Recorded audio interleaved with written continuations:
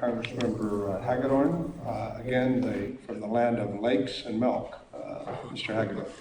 Don't forget hogs. We've got a lot of hogs in our district too. It's nice to be here, Mr. Chairman. Thank you, Ranking Member Rouser. Thank you. Witnesses, thanks very much, and a special thanks to Ms. Ferricks for being here from Minnesota and doing what you can for generational farming.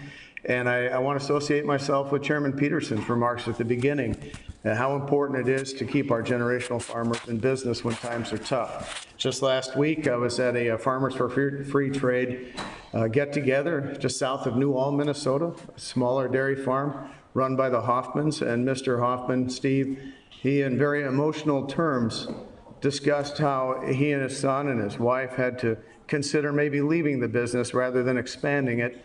And it's, it's tough times, and we get it. And it's been 5 or 6 tough years, especially for dairy farmers.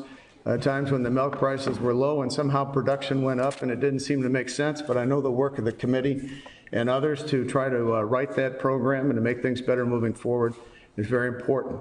I think there are a number of ways that we in bipartisan fashion can work together in order to help all of our farmers. And one of those would be to get together. I think this committee, especially the way it works in bipartisan ways, should take the lead in this Congress to make sure that everyone knows that we support the new agreement with Mexico and Canada. Bringing certainty to the marketplace and expanding opportunities for our farmers would be very, very critical.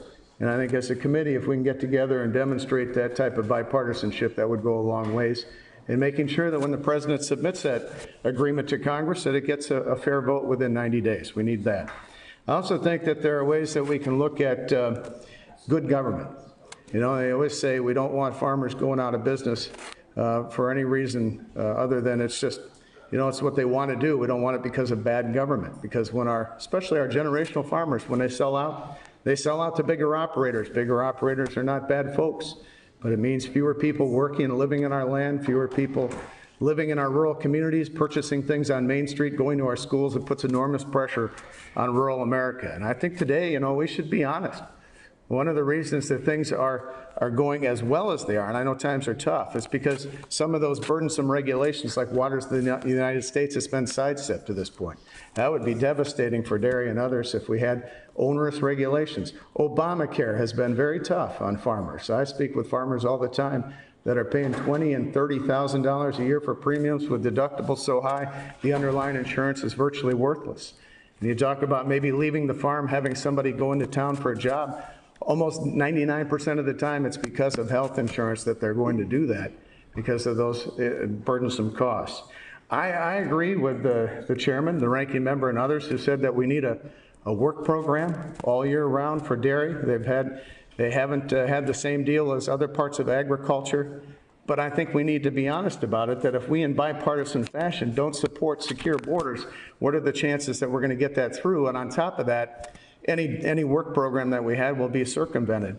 It will be undermined. So I think we have to get together in a number of ways in order to make sure that we stand firm for these common sense proposals, and we do it as Republicans and Democrats. I just like to say, thank you for what you do. It's hard work. I grew up on a farm near Truman, Minnesota. My dad was a grain and livestock farmer. We had hogs. And I used to ask him, Dad, why do we have hogs instead of cows like some of our neighbors? He says, Jimmy, I like to take a vacation. He said, you're a dairy farmer. You're married to those cows, and it's all day, every day. And so I appreciate it. And what you do is so critically important for our country. We have an abundant, reliable, safe, affordable food supply. Every American wakes up every day and knows when they go to the grocery store, there are going to be those choices, diverse choices at affordable costs. And because of that, we are the envy of the world. So with that, I thank you for your testimony. And Mr. Chairman, I yield back. Thank you, gentlemen.